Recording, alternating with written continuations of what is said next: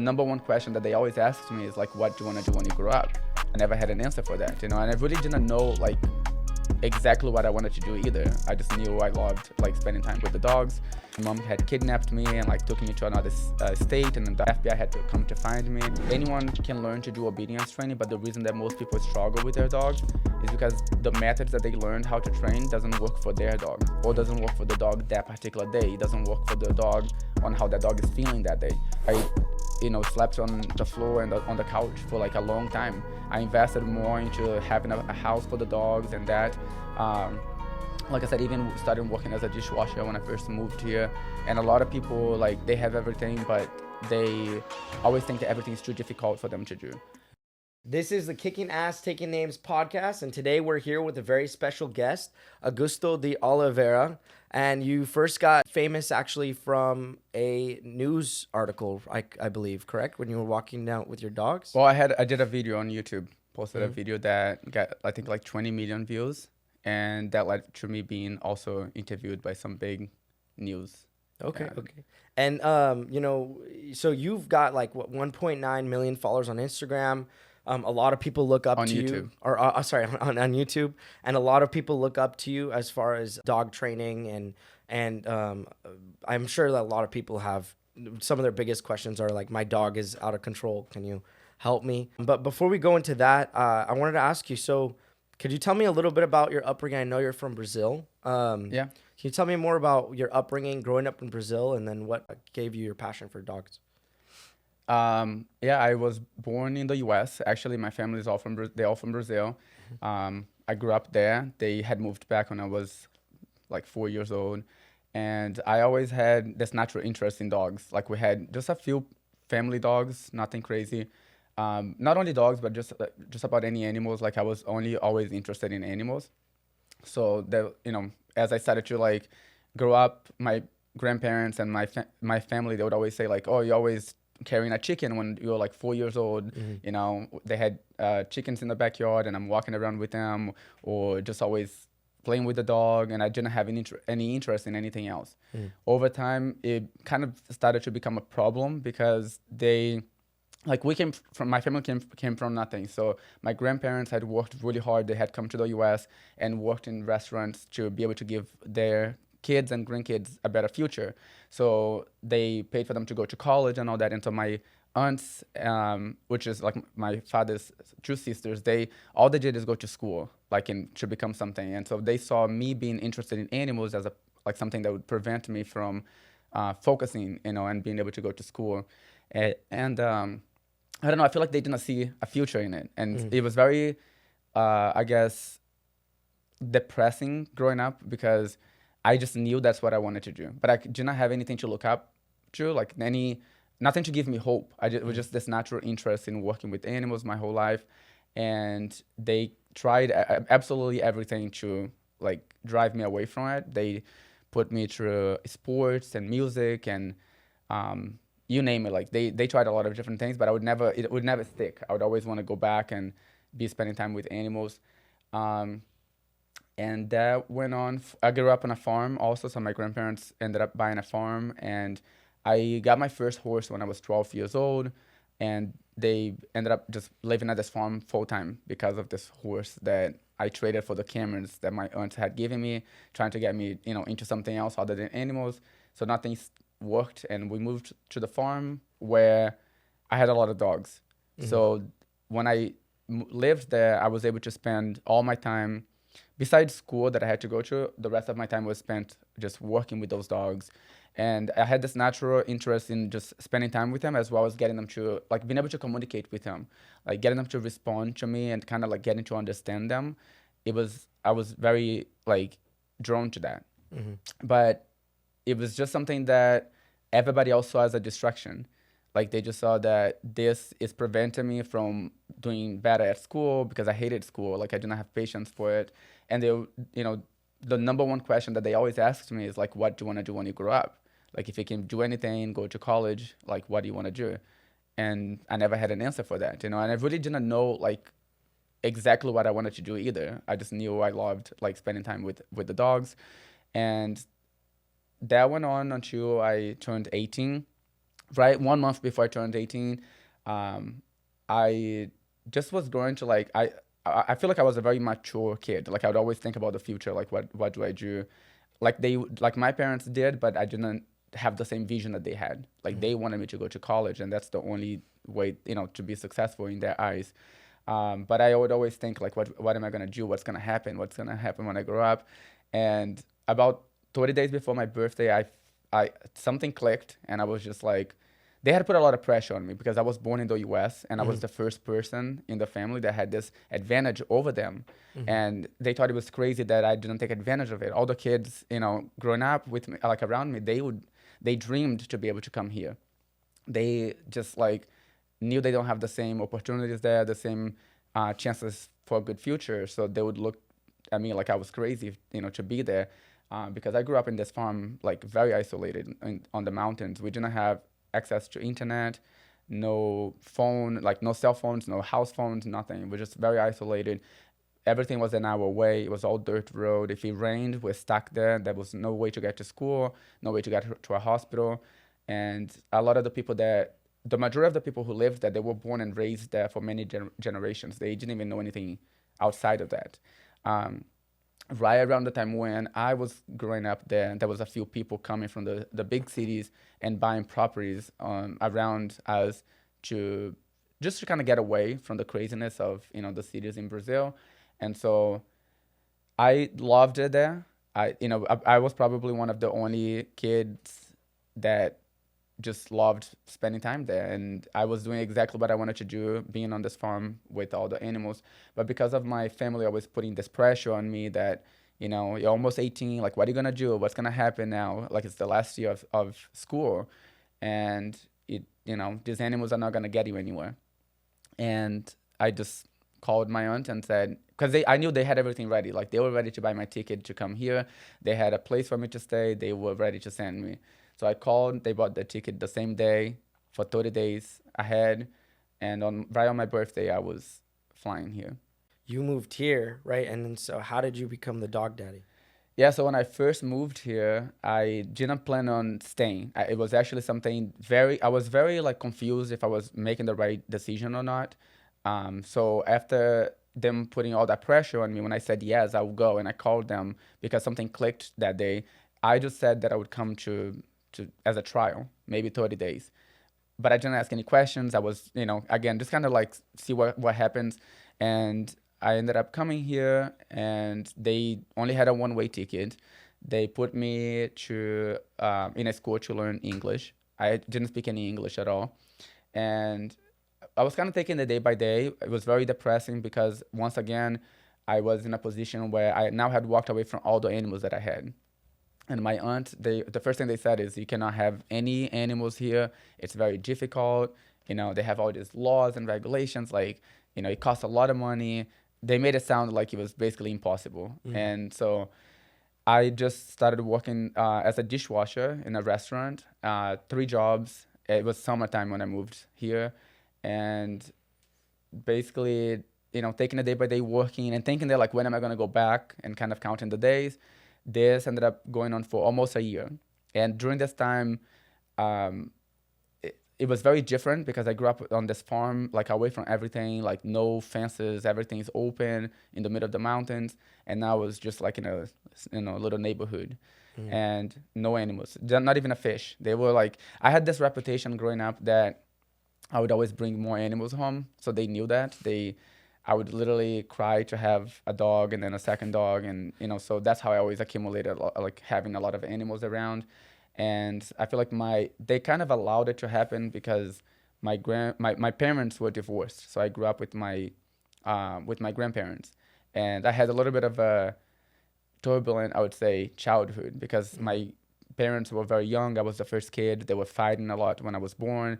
At one point, my mom had kidnapped me and like took me to another state, and then the FBI had to come to find me.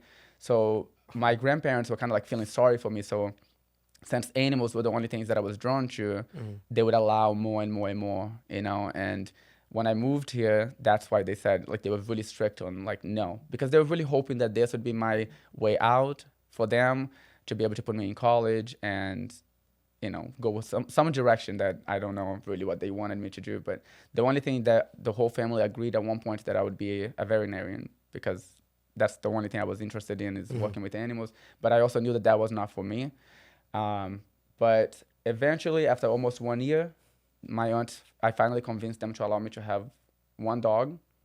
And as soon as I got that dog, it was like, a whole switch to like basically being completely misunderstood like my whole life, or basically not taken serious. Like, no one actually looked at ways like maybe he can do dog training, maybe he can do. There's many businesses he can do working with animals that I basically was always told that didn't exist, essentially growing up. And when I got that first dog, immediately people started asking me to help them train their dogs. So it was just one dog that was really obedient, really well obedient trained. And I would go out to pet stores, and I started to connect with other dog people, and started to realize that some people had 3, 5 dogs, and it was not as, impossible as I was told it was. And within the first couple of months of that, I was already working, training dogs, and I still had no idea that that was even a thing. So it was people asking me to help them, and they would literally pay me like $20, and I would spend hours with them because I didn't care about how much I was getting paid. I just really loved that I was being like appreciated for what I could do with dogs, and just spending time doing what I love to do. So it was really, really fun for me. And I really quickly started getting more like word of mouth, like their friends and family members had a puppy, they wanted me to help them. And I ended up getting more dogs. Like my aunt, kind of suspected that it was going to happen. She like had a finished basement in her house. So I lived there, and I was able to get up to 5 dogs within like 2 months without her realizing that I had 5 dogs. And so during this time, it was very crucial for me because a lot of people started like coming up to me because I would go out with the 5 dogs, and they were taking pictures and really curious how did I manage to be able to have 5 obedient dogs. And then I was able to get more clients from that, and started doing more and more and more. It still had no idea like business wise like what the potential was, or like what I should be charging. I was just being able to help people, and they were really grateful, and I had more and more people coming towards me. And basically one day my aunt showed up early from work, and I had all the dogs running loose in the house. And that I was almost 19 at this time. So like just about, right a year after I had moved here. And she was in shock. She was like, whose dogs are these? And when I told her that they were my dogs, she pretty much, freaked out. She was really worried that like she would get in trouble for even having those dogs in her house. She called the animal control and everything. They told her like actually I was right on the limit. I could have up to 5 dogs. And she's like, no, you can only have one. And she wanted me to get rid of the dogs like right away. The animal control told her she would have to give me some time. And she wasn't trying to be mean. She was like, they walk on a straight line. Like they just go to school, they follow the law. They're really like, that's how they really walk in a straight line. So the bottom line is that I was forced to then downsize to 1 dog. And because that period of like 2-3 months when I had those dogs, I had a chance to finally see that there was a lot of potential in what I was doing, because I was connecting with people that that I could relate to, and that were able to get help from me. And so there was something there that I decided that instead of just like giving in and sticking with 1 dog and continue to live with my aunt and do whatever, I started like looking for ways out. I started telling people that this was going on, and I was able to move out. And I had already gotten rid of the dogs because it didn't happen that fast. But as soon as I moved out, I got dogs again, rebuilt my pack of 5 dogs, and now I had a little bit more freedom to start going out there and working with the dogs every day. And because I was doing that, it started to grow up really fast. So I never had social media before. I started posting some pictures and videos here and there of the dogs, and people in public would always stop and take pictures. So pretty quickly, I was popular within the community. This was back in Massachusetts. So I became pretty popular pretty fast. I was in the like Cape Cod Times on the front page, and within probably another year or so, um, I was gradually growing up more on Facebook, like getting more views, like 20,000 views back then was a big deal because I was just like a nobody, and like never had social media, so that was kind of like a big deal already. Um, and then after the news, eventually I posted this video. It was just like my regular routine of walking my 5 dogs off leash that I did every day with my dogs. A friend of mine just filmed, was just like with the phone, like following me. And I didn't really think anything. It was not like, oh, let's make this video. It's gonna go viral. It very like random thing. Like we just filmed it and I posted it. And then one day I woke up and the video was getting like millions of views, like within the first year after posting it. And it was pretty crazy because at this point I was already doing dog training full time, and I was pretty well known like within the community. But then I was on the Daily Mail, I was on the San Francisco Globe, and then Inside Edition was like reaching out to me, and so this all happened, all around the same time. And I started getting a lot of requests from people all over the world, like asking me to come help them. And I still had no idea like how to do that because things were slowly getting bigger and bigger, but I do not know exactly like what direction am I going, like what is the potential with this. Over time, more and more people started telling me like that it was crazy what I do with dogs. They have never seen anyone work with dogs like that. Even people who have worked with like really popular trainers, they would come to me and say like, I worked with this guy, but let me tell you, like I have never seen anyone do it the way that you do it.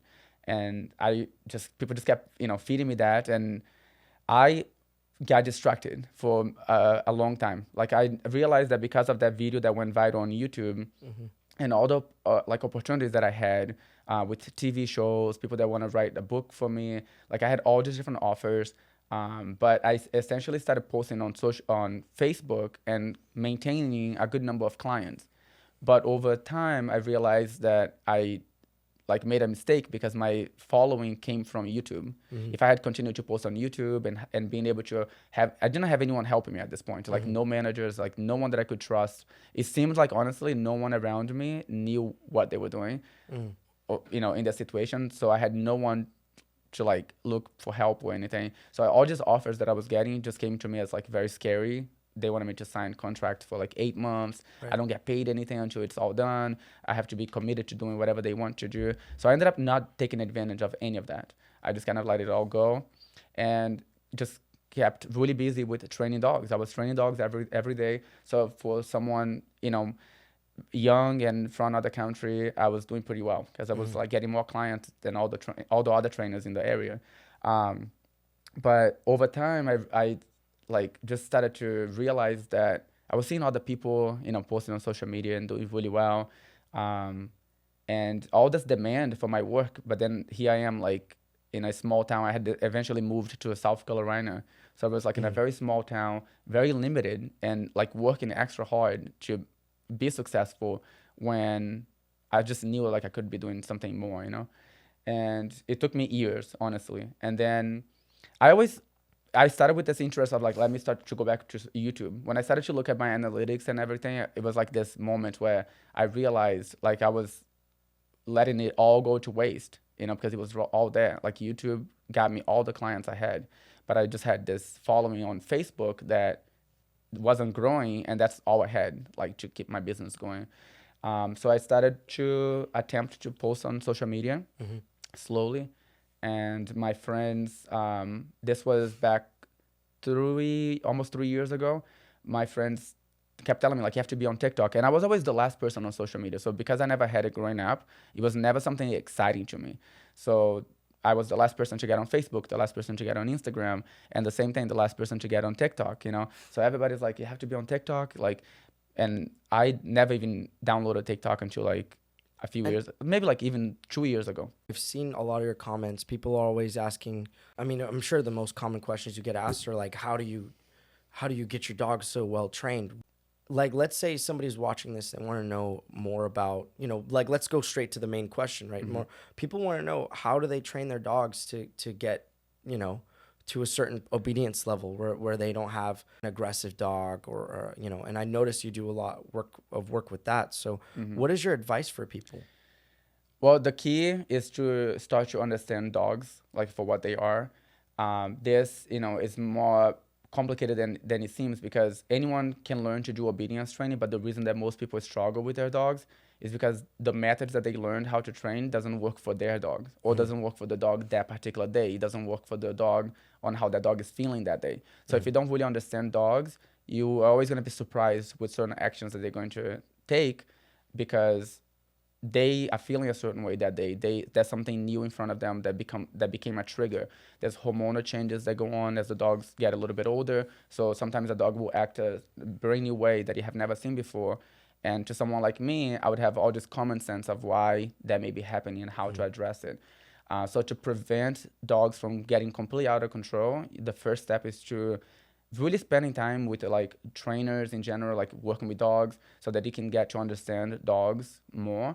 And then of course, the more different methods and techniques that you have to use on any single dog, the more successful you're going to be with training your dog. I've seen some comments and people say like, "Oh, your style is very aggressive."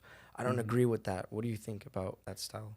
Well, honestly, it's actually pretty interesting because I can see where they come from when I work with some of these dogs that I know like there's no easy, peaceful way to working with them because they are so out of control already. They got away with it for so long that they became so aggressive. They are already really fearful, already really stressed out on a daily basis. I'm just helping them kind of over that, all the issues that they have. And again, there's no easy way because I have to get to the dog to be able to work with them. And ironically, the owners of these dogs always tell me that it's like the most gentle approach they have ever seen because there's no easy way to actually get those dogs under control. I actually used a very minimal amount of pressure that I would have to use physical, correction to get the dogs under control because it's basically either that or the dog remains under control. And just people are dealing with very serious things in their lives because of just dogs, whether it's within the household or the neighbors or the city, because the dog, when they're out of control, they're dangerous. It's very overwhelming for them. They can't leave the house, they can't go to work, and no one else will take the dog because they are so out of control and most of the time very aggressive, in the case of the dogs I work with. So the amount of pressure that I actually apply to get the dogs under control is, believe it or not, like the bare minimum amount that would actually get the dog's attention so that I can continue to work with them. And then also the first training session that I do with any dog is always the only one that is as stressful as you see in any of my videos.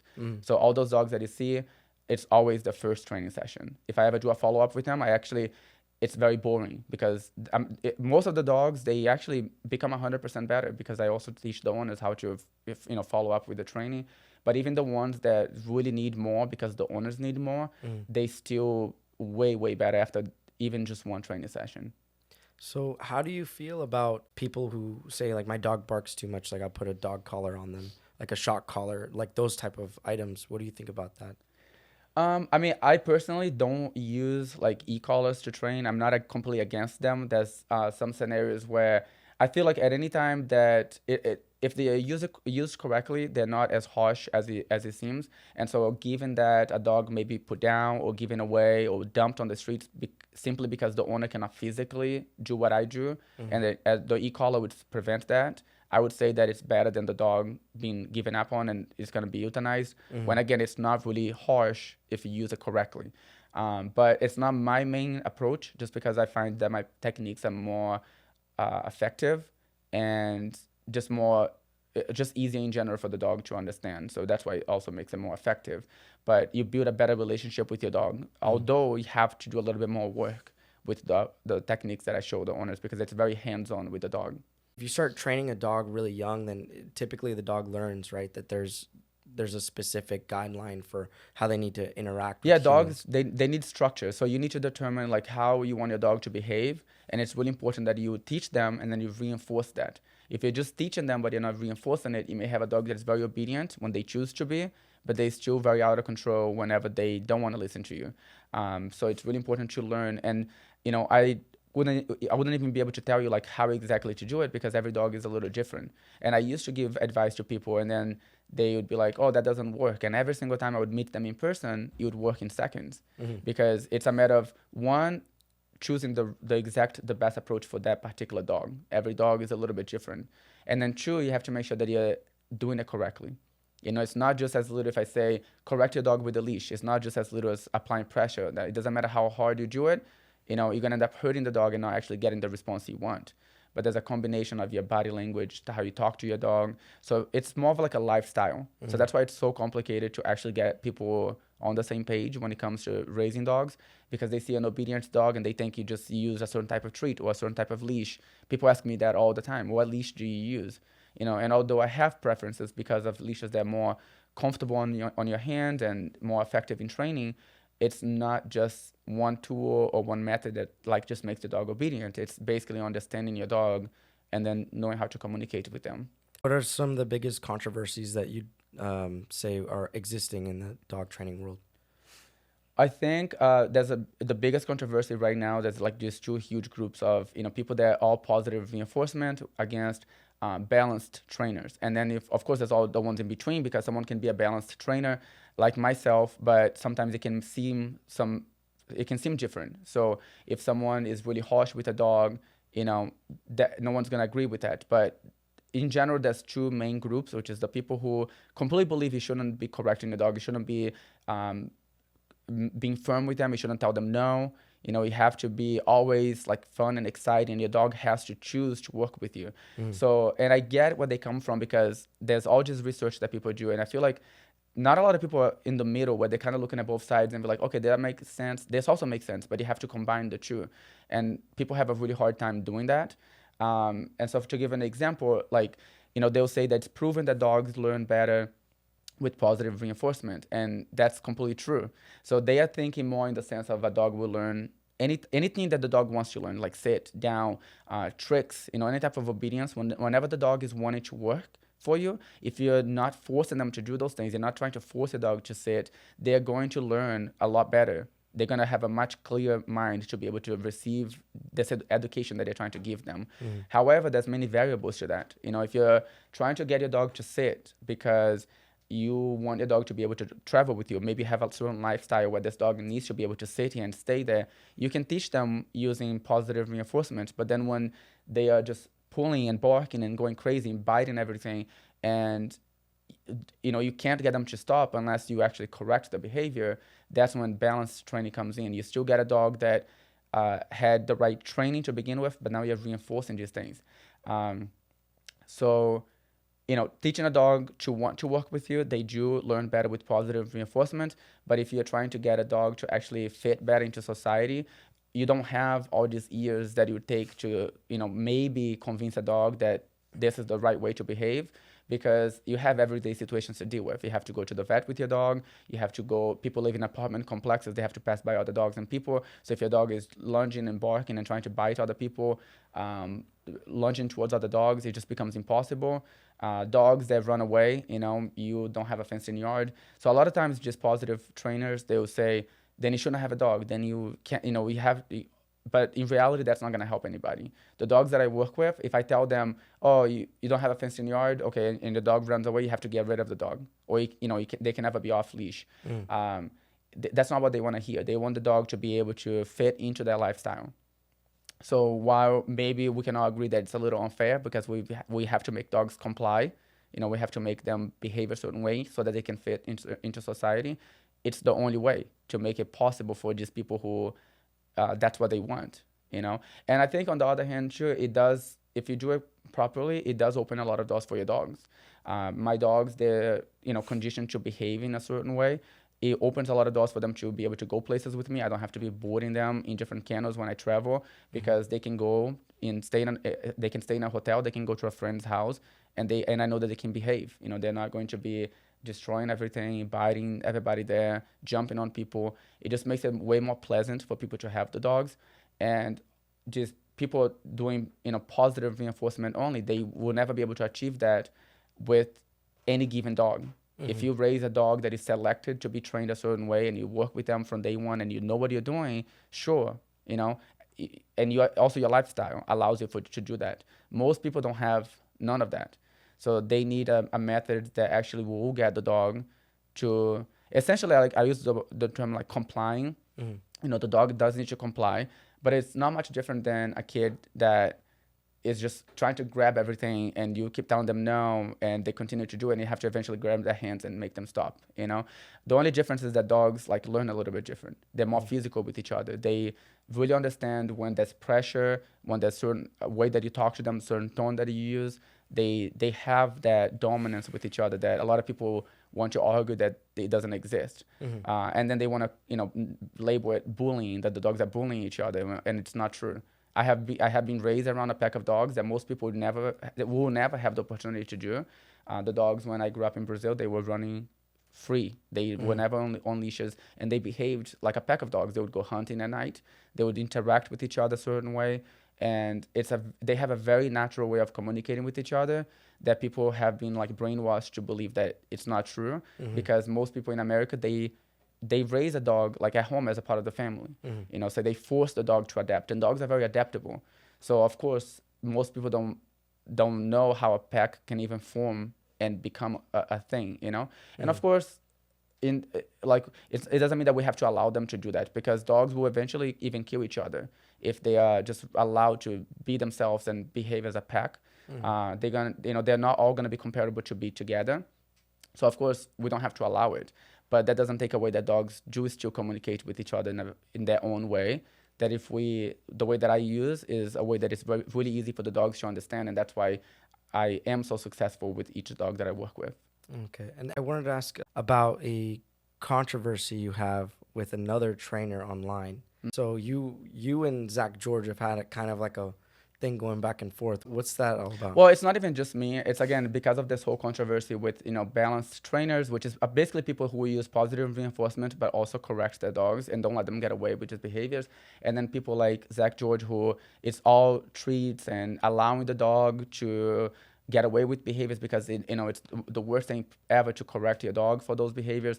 And he decided to come to my page and leave a comment that basically saying that the approach I used was incorrect. It was not the right way. He doesn't even work with the types of dogs I work with. Like, people would never look up to him because he wouldn't be able to succeed with those dogs. And it kind of bothered me because that particular dog, he actually, the family had brought the dog to me because another dog in the family who was behaving the same way had already been put down because he got away from them and attacked someone in the streets. And that dog was acting the same way and starting to behave the same way. And it's the son of the dog that was put down. So when they came to me, it's because they tried everything else. They already tried all these methods that if it was so effective, anyone could do it. The methods that he shows on his channel, if they were successful, anyone would be able to do it because anyone can do that. The methods that I use, on the other hand, people really have to be trained hands-on because it's not necessarily the easiest way to approach a dog and handle them, but it is very effective. So I made some videos, asking him to have a chance to get together with a dog that we select, because if you're going to judge me on the dogs that I work with, it's very different than the dogs that he works with. We want to see him actually be successful with those dogs. And it's not even a matter of competition. It's a matter of like misleading people, because people who are watching, trainers like him, which you can read all through the comments, a lot of people say like, if they have an easy dog, they may succeed with those methods. But the people that have any type of challenging dogs, like the ones that I work with, they will be the first ones to tell you they have tried it for years. It just wasn't effective. It's very common. If you put, a million people, it's really easy to see who wins based on like evidence of like real life evidence of what method was able to help your dog more. Is it just ignoring the bad behaviors and giving them treats, or immediately addressing the issue head on and correcting the behavior and building a foundation for your dog? And I see you work with some pretty large breeds, and so a lot of times you say like the first time that you have to reach out to the dog, sometimes you have to muzzle them because they're so not used to people being near them. So like the dogs that I work with, a lot of times the owners have given up on training for many years. And then they see my videos, they're like, wait, maybe this guy can help me. So they drag these dogs out of the house after, they have trainers around them, but they lost hope. The trainers either tell them like, this dog is untrainable, put it down, it's something wrong with the dog, or they try and the methods that they use are just not effective, or they're just too afraid to approach those dogs. So the people that come to me is because they have that type of experience, and so they don't see anyone that they feel confident would be able to help them. So then they bring these dogs out to me. The owners themselves obviously don't know how to handle those dogs, otherwise they wouldn't be out of control in the first place. So they're intimidated by their own dogs. A lot of times when I go to approach these dogs, I just have to take over the leash, because otherwise it's basically me just doing what Zach George would do and say, do this instead, give them a treat, move the dog. But the owners are so overwhelmed already. The dog doesn't respect them at all. It just wouldn't make sense. Like, they wouldn't be able to get anywhere. Yeah. And So I have to go hands-on, take the dog, get it to a point where it's a little bit more manageable, and then we go follow up with positive reinforcement. And so do you believe that, they say like you can't teach an old dog new tricks, but you think all dogs are trainable, even if it's later in their life? I literally have had dogs that were 15 years old come to my classes, and people that, like, the feedback is so amazing, because I work with a lot of dogs, and the majority of them are aggressive. The majority of them have bitten someone. Some of them have even killed, like, other dogs and animals. And it's crazy, because they come to me and they have tried a lot of things, and they were told that this dog could not be trained. And even in just one training session, they go home and they're like, wow, after 15 years, I walk home with a better dog. Now, every dog is, of course, a little bit different. And I don't sit here and claiming like every dog I work with is never going to have a problem again, because we all know that's not possible. But in general, the feedback and the results that I give them is overall better than they have had for years. I hear this every single training class. Like, I have people that will drive many hours. It's very common that every class I have, there's people that drive 10 hours to come there. It's not unheard of at all. It's like very common. But most people will drive at least a few hours, because there's not many people out there actually that can help dogs like the way that I help them. And, they, like I said, they're just shocked when they see the results. And I have had all types of trainers that come to my classes, the veterinarians, there's all kinds of people. And, I can tell you, to be completely honest, I have had one time out of all the years I have trained dogs, and this kind of actually bothered me. I had one person ever to come to my class, and then he was seeing the methods, and his dog was out of control. He left with the dog completely out of control. Everybody else was completely satisfied with the training. But because he was seeing like how the dogs were before his, he was like, he didn't realize that was the approach that I would use. And this is just being honest. I work with so many people, and my first question to him is like, how the hell did you find me? You literally have to go through my videos and go to my website, and it's very transparent. So why did you even take this part when the class was sold out? Someone else would have been able to benefit from that class. So it's like it's a non-refundable class. You paid to come here to tell me that you didn't. I can work with your dog with any method. You can give me just treats and a harness and say, work with this. Am I going to be able to give you the same results? No. Is someone else going to give you better results? No. So what? How does that help your dog? Yeah. I'm going to give you the most effective method that works for your dog. Some dogs don't need certain collars. Some dogs can just be trained with a harness and treats. That's fine. But the moment that we realize, hey, this is not very effective, and because I'm one person with all this demand and I know I can help dogs, I also have to use an approach that gives that dog and the owner, put them in a certain position where I know they're going to be safe. A lot of these dogs, if they go home the same way because I just told them how to train, but I didn't show them anything to actually make an impact, they're going to go home and have the same unpredictable dog, the same out-of-control dog that they came with. So my approach sometimes is keeping in mind based on the thousands of messages I get. I literally, if I showed you some of the messages that I get with like the bites that people have gotten from their dogs, people don't get to see that. I cannot even post it because it would be too graphic for social media. But I get that on a daily basis. And kids that have like bites in the face, there's all those things that when people come to me, like, I know the history, like they leave some history of the dog. If you cannot help my dog, this is my last chance with him. I'm going to have to put it down. Put him down. So the approach that I use is keeping that in mind. It might be a little bit more stressful because yes, some of the dogs, like I could use a little slower approach, but I can't because there's not many other people that can help them. So if I don't give them more results and kind of push them through more of the issues that they have, like in one session, they're not going to get the help they need. What do you consider, like people who are looking for a dog trainer, what do you consider a good trainer versus a bad trainer? Well, of course, you want to look at the types of dogs that they work with. There's many great, amazing trainers in the field that they work with. So there's like police canine dog trainers, and they will show you just videos of dogs that are extremely well trained. But then you have a dog that is aggressive, but that type of aggression that you see in a trained canine is different than the type of aggression that your fearful dog has. And so when you go to them for help, a lot of times they cannot help you at all. They're going to try to use all this approach that they use to train their canine, which is not going to work on your dog. So looking for the type of training that you're looking to get and the reputation that that trainer has with those types of dogs. So for example, I because I understand dogs really well, I could do any type of training. I could do, police dogs if I wanted, agility, I could do anything. I don't have time to focus on that. So if someone asks me, can you help me with my dog for protection training, for example, I would say no, because I know how, for me to do a good job, it takes regular training. It takes, I cannot just do one session because that would actually mess up that dog. So it doesn't matter how good I could do with that dog. If I only do one training session, it's not going to be a good job at all. No one can do a good training job for protection, in a single training session. So because I travel so much and I have so much work with the dogs that families are basically struggling with, I would not accept those clients that want that type of training. So the first step would be looking for the type of training that you need for your dog, what your goals are with your dog, and then look for a trainer who actually shows results, with that particular training that you're looking to do. I think there's some bad trainers altogether, but then there's a lot of very good trainers, but they don't know how to kind of like stay on their lane, like Zach George. It's true. I mean, I honestly, like, years ago when I first started watching YouTube, I saw some of his, like, I think Frisbee, with his dogs. Like, I don't watch his videos, but this was like years ago, and it was really cool to watch. Like, he has a lot of patience and he knows how to train the dogs to do tricks.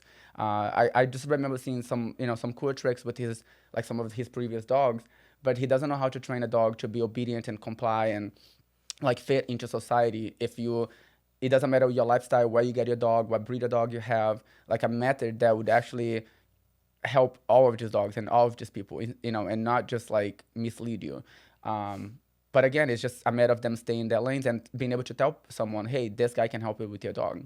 You know, I also get it that, like, for me, for example, I think a lot of trainers use way harsher methods than I use. My methods are very natural for the dogs to understand. It really makes sense to the dog, and I'm very confident in how I train and like my ability to understand the dog. It could put me in any room with anyone, with any dog, and I make it make sense to the owner and the dog. Because I can really generally understand what the dog is feeling, and so I kind of showcase more. A lot of trainers that use really harsh corrections, and people that go to train with them, they generally know it because they don't post that stuff on social media. When I first started to post exactly what it took to train a dog, people were like outraged at first because I was just a nobody, no one knew. Now, after helping thousands of dogs, and people can't say that because I mean, though my work is out there, people see what I do. People see the how many dogs I actually have taken from being euthanized, that they had tried all the other methods. So if someone even tries to like come against me, there's going to be also a huge group of supporters on my end that understand exactly what I do. So it gives me more confidence to showcase like exactly what I'm doing. There's no gimmicks, there's no mysteries. I just started like a training the trainers course, and it would be amazed with the number of people that have gone to other trainers that are successful in what they do, but they don't really show exactly what it takes. So they were a little shocked on how much force they actually use to get the dogs to comply, when what I use is, again, the minimum amount. So you don't really see the dogs. Like, you can kind of see, based on a dog shows up and no one can approach it, and I just get it under control. So someone seeing that it may seem harsh to them, but when you know the background and what the alternative would be, then you're like, okay, that was nothing. Then another trainer, on the other hand, they are really harsh just because the dog doesn't lay down, for example, and they just step on the leash, and I don't do stuff like that. That's just very like unnecessary. What I do, it is necessary, like the amount of pressure that I use. So would you say then you primarily focus on dogs that are kind of almost at the extreme level of aggression, or they're dealing with more socialization problems? Yeah, I mean, I'm only one person. The demand is huge. I mean, I can't be there for every dog. It's actually very frustrating. I wish I could. When people see me doing obedience with puppies, they are like amazed. It's just something that, to me, I don't showcase a lot of that. One, because that's not what I do on a daily basis. Obviously, I'm going out there and working with the dogs that really need like someone to save them now, like they need help right now. So I don't have the time to really be doing as much obedience. But I can do all of those trainings, and I do it. It's just on a smaller scale, just because I'm one person, and there's way too many dogs that if I don't help them, like they're gonna be euthanized, or just even worse, like people literally have to dump them on the streets. But my goal now is to be able to help more people so that they can also be going out there. It's more, for me, it's a matter of like educating people, really making like an impact. It's not a matter of just a business or how many dogs can I train. It's more of like really having an impact on people like that watch my videos, realizing that if they change their approach and they really learn to understand their dogs, they're going to have a better dog that they have now, but also in the any dog that they get in the future. Mm. What are some other common questions that you get asked, or things that you see people really need help with?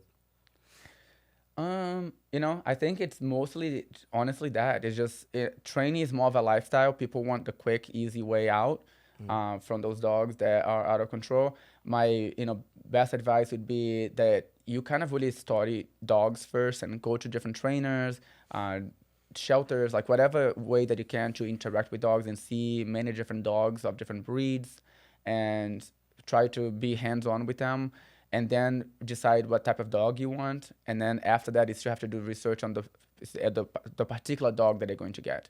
It's so variable. Some people, like, they see me with my German Shepherds, for example, and they run and they get one. And I get a lot of messages like, why is my dog not like yours? Both in the way that they look and how they behave, because there's genetics, there's how you raise them, the lineage they come from, like all those things are going to matter. So overall, it's just understanding dogs. A lot of people, it's just a dog. And I hear that a lot, like a German Shepherd is a German Shepherd. Like, why would you get one? Why would you buy one and not rescue one? And it's not. It's if you have that mentality, you're going to be one of those people that struggle with the dog when they're misbehaving, because they are not all the same. And then each individual dog is a dog, each breed and the lineage they come from, they're all very different. So you have to really understand dogs. If you don't understand dogs, again, it can be one of the just amazing trainers that learned how to do obedience. The moment this dog has temperament issues, is a little bit shy, they don't have interest in treats, whatever it may be that doesn't conform with what you have been using to train, your hands are tied. You have no way to communicate with the dog, And with me, I understand the dog and I know how to adapt to what they need. And do you ever plan on releasing like a dog training courses online, or do you have any? Yeah, I mean, that's kind of like in the works. I have been always held back from doing that. A lot of people, they want me to do it. My managers have been like, you have to be doing that. But honestly, it's just, I'm not in it just for the money. And I feel like it's possible for me to do it and do a good job with it, but I would have to really dedicate a lot of time. I wouldn't want to just put something out there that just tells people like the very basics. I would have to be covering all these different details and really showcasing it with different dogs for me to feel like that I can actually trust what I'm putting out. Because otherwise, half of the people that watch it, they may get amazing results, but then the other half, they're going to feel like the method just didn't work. Because again, every dog is so different. Right. So then you really suggest, people should do really deep research on the type of dog before they get the dog and understand like whatever breed they want. They should research the type of dog, the breed that they want, the dog that's going to fit into their lifestyle. They should then research a lot of different training methods and techniques so that they can always choose to start with something that they prefer, but then be open-minded that if that's not working and your dog is gradually getting out of control, there's other methods out there. So if you see someone else using a method, try to at least educate yourself on how they work so you're not scared of it. I'm a big fan of the prong collars, and they're very controversial. So if you even show a prong collar, people are like, you're hurting the dog, or you can only train because you have a prong collar on, and that's not true. But if I have a dog that I know is going to take at least 1 year, if at all possible, to get them to stop pulling, and then I have this person who cannot walk this dog, now is creating more problems because the dog is getting frustrated, and me putting a prong collar on the dog is going to overnight solve that problem. And because I also know that the way that I introduce the prong collar to the dog, it's actually very gentle. When I work with a dog that is not aggressive, that doesn't already come with a prong collar, I condition the dog to the prong collar slowly. I don't use it to correct them because they are confused and afraid. I actually put it on them after I have to get them to a more manageable level, and then I use it just like I would use on any other dog, and it's a very gentle way, a very gentle collar. People would say, well, put it on your neck then. I can do it anytime that, I punch on them. Before I put it on my dog, any dog's neck, I show the owners that I can put the points up and I can punch on that collar and they can feel it, but it's not puncturing the dog. And putting on the dog's neck the right way and conditioning them to respond to the sensation of the collar makes a huge difference. So again, being open-minded to understanding that, because my clients, they come to me and trust me, even after watching a lot of my videos, sometimes they're really like, oh, that collar, do I really need it? And I tell them, you don't really need it, But look at that dog that I just put it on. Look at the difference. And you see these people that were like dragged to the ground, get into my class, and then they're walking their dog and being able to give the dog instructions and create the structure that they need. And I'm like, if you don't do it, no one else is gonna be able to come here and give you better results. Right. You still, I can show you all the ways that you can train your dog, but due to all the variables that you have on a daily basis, that it just gets out of hand, you have no way to reinforce it. So it's a matter of you, if you are choosing to, if you have the lifestyle where you can avoid exciting areas where your dog is going to be pulling more, things like that, then okay. But most of the time you don't have that. The prone collar is going to give you, an easy way out. And not because you're sacrificing your dog for it. It's a very gentle collar. I think the biggest thing too is that like dog training is definitely like a pretty growing like industry, right now. Like, and a lot of people they don't know that yet. So like no one, they see me like traveling or walking around, no one thinks I'm a dog trainer. And because you can be anyone and be a dog trainer. I feel like back then when people like just started training dogs, they kind of wanted to look like a dog trainer. It's whatever they thought a dog trainer looked like. And now it's becoming such a popular thing, and dogs in general are becoming really popular. And they have everything for dogs now, like massages for dogs and all that. Insurance for dogs. Yeah, and there's everything. And so like, as a dog trainer, like, and just being someone that never wanted to really fit in and kind of like be able to stand out, I just do my thing, and and I'm good at dog training. So, but if someone sees me, they don't think that. And also the potential, like they think of dog training as someone like at PetSmart training dogs, and that's it. And I am traveling, like I can go anywhere in the world now and have a sold out class. I trained in England last year, Canada, and I had a sold out class in Australia. Unfortunately, I wasn't able to get in because COVID or something? Or? Mistakenly, I went with the wrong visa. I got a visa, but it said like some work activity was allowed. I was kind of doing things on my own back then, and you cannot make money. And I had sold out like tickets for this class, so I wasn't able to get in. But the point is, like, I actually got more of a supporting group there now, and they are excited for me to come there this year. And and I'm just a dog trainer. I'm just going there to like meet these people with their dogs. Not only that, actually, like I'm getting more and more people that actually now buy tickets. They pay to come watch me train dogs. So it's like no one else really is doing that. It's almost like a show for them. Some people don't have dogs. Some people, they come to learn. Obviously, the majority of people, like my methods are really effective, so they want to come and learn. But because of like how I put myself out there and how I kind of created the brand, now like hundreds of people are buying tickets just to come watch me train the dogs in a class. And that's just kind of been growing in the last few months.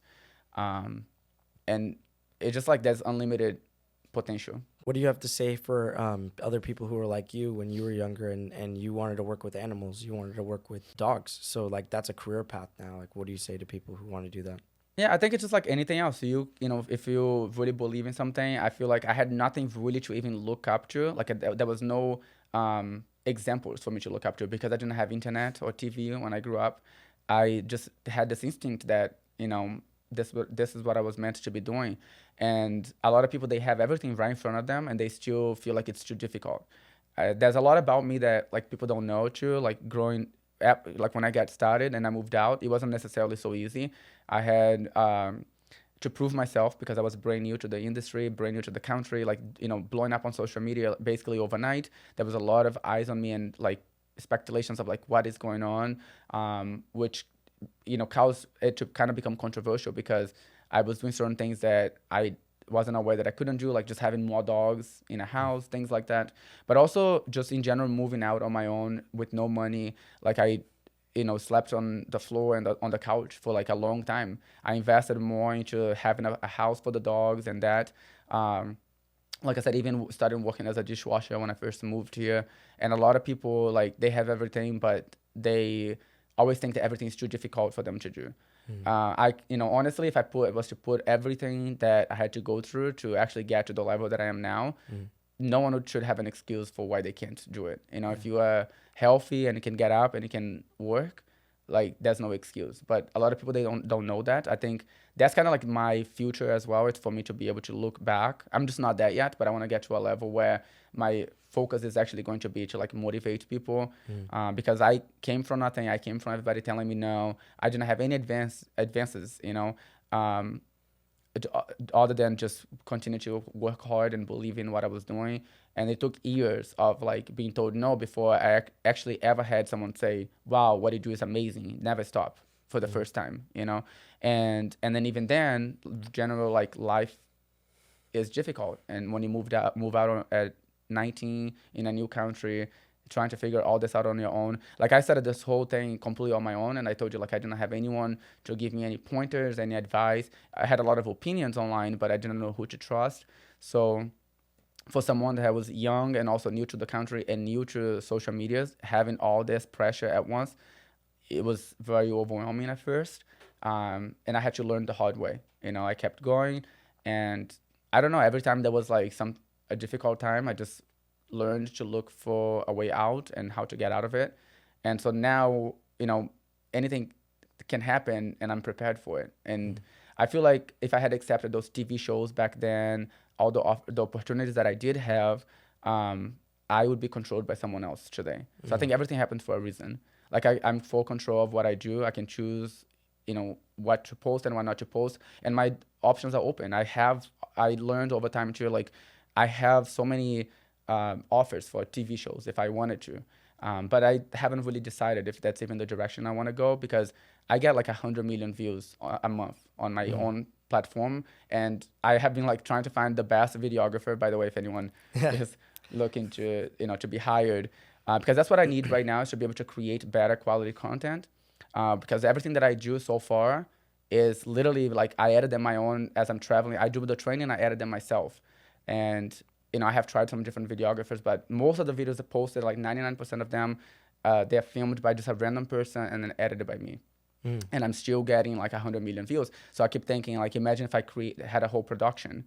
Yeah. So until I can actually do that and look at, like, the offers have definitely gotten better over the years. So like if I decided to do a TV show, the doors are open and they keep getting better because they see what I'm doing on my own. I have products that will be coming out this year, and the classes are getting sold out. Things are just kind of like going up. And so right now it's kind of like a matter of me looking, and seeing like, do I go right or left, and right. So then for the future of the Dog Daddy brand, right, are you just going to continue training, or are you going to set up like a center at all? Or? Yeah. Well, I have done that. I have had a property with 10 acres and had like dogs being flown to me to be trained. There's no way that's like the best way to utilize my time. So right now I'm in the process of training other people. So I have courses where people fly into me for a week and I show them every step of the way on how I train the dogs, so that they can go out there and continue to train. Because, obviously with the demands that I have, I can't be like hands-on. I already have over 1,000 dogs like pre-signed up to be trained this year. And so these are just dogs, and, and then people that come to spectate, like they're extra. But there's way more dogs like worldwide that people want to be able to train with me hands-on. So I would say like for the future, it would be training other people to do it. I love doing it, so I don't think I'm ever going to stop. But because I know I can't be there for every dog, I have to kind of look at ways on how I can educate people so that they can be doing the work, So it's more of training these trainers and then continue to do my seminars, maybe less dogs and more people there so that they can also learn how to do it. And yeah, maybe some training series. Like I plan on doing that. I don't know if I would actually sell it or if I would do it for free. That's something that like I would have to be able to put the time and energy to create something that I really feel confident in putting out. Again, the videos that I put out is kind of like for content, but I obviously know they're not intended to be like professional. And I really honestly feel like that's something that is very, really lacking on my end, because it leaves a lot of room for people to not understand what I'm doing, since they don't get to really see the background and understand me explaining like every step of the way, Right. and the background of these dogs, and the feedback of the owners and things like that. What you're doing so far, helping dogs from preventing them to get euthanized, and that's pretty important of a topic. I mean, thank you in general just for helping out with those dogs. And I'm sure a lot of people are very grateful for that. Yeah, and with the shelter dogs, like when I go into a shelter, it has always been free because I'm actually really passionate about what I do. Like working with dogs, like seeing them actually be able to transform into a better dog and the difference that it makes in the owner's life, like that's very big for me. So I have never charged for a shelter, for example, and so every work that I do in a shelter is always free, and I always tell them it's always going to continue to be free, because I know that especially at the shelter, if the staff they get trained, the dogs coming in will have a better chance. You know, I wish I could do it free for everybody. That's not possible, but also in a sense of a business, like they don't really take you serious if they don't have to pay for it. But with the shelter, it's a whole different story, you know, and that's why I chose to always make it available for them for free. And do you have a particular foundation that you think is like the best when it comes to dogs? You know, again, just creating structure, the balance, using balanced methods so that way you are giving your dog like the best chance to learn the right way, but you're also not letting them get away with the wrong ways, so they don't think that that's okay. I mean, like also like a charity, like for a organization that helps. Do you have one that you particularly like? I mean, there's one in California in LA. It's called AGWC. I might be saying it wrong, but it's like I'm always posting them on my Instagram. It's a rock and rescue in Woodland Hills in California. I kind of actually started working with her I passed by. I never really reach out to people with my experience. I just always let them reach out to me. This one particular case, I saw these dogs like really stressed out, like out in the kennels, and I offered to help, and they were really unsure because all these shelters usually they don't use methods that are not just positive, reinforcement. And so she was really unsure. And then one day she got a call about this dog that was going to be put down if no one took it, and it had bitten people like bad. And she called me. She said, if you don't help, I cannot take him. He's going to be put down. Are you willing to come over? And that was maybe a couple of weeks after I had reached out to them. And I went over and I started, introducing my methods to them. It basically got to the point that, the other trainers there got mad because the methods were working. It was saving dogs, and the dogs that had been getting away with behaviors for so long, they had been in the shelter for years, and just trainers couldn't help them. They were seeing the dogs behaving. They were seeing the owner of the rescue praising me for being able to help them. And so sometimes people they refuse to see things for what it is. Like they just get mad because how dare you let him use a collar like that on your dog? But it's saving the dog's lives, and it's because I'm also showing them how to use it in a way that is very gentle on the dog. Right. But they're really great, and now I'm like every time they have a dog, I help network with the dogs, like helping find homes. I actually follow up training for the owners after they go home for free, and help just every time they have a dog that needs special attention, they bring me there. And it's actually been very difficult now for them to bring other trainers in, because they realized they were just wasting their time. It's like they had all these trainers telling them something that just wasn't getting the dogs anywhere. I just wanted to thank you so much and appreciate it for being out here today. If anybody wants to get a hold of you, they can just reach out to you at either, is it your Instagram? Yeah, Instagram is like where I'm the most active. It's actually my smallest platform, so it's easy to reach out to me as well. It's the Dog Daddy Official. Okay, and the Dog Daddy Official as well on YouTube. And if you guys have any questions, feel free to reach out to the Dog Daddy Official on Instagram. All right, and thank you so much. Thank you. Thank you.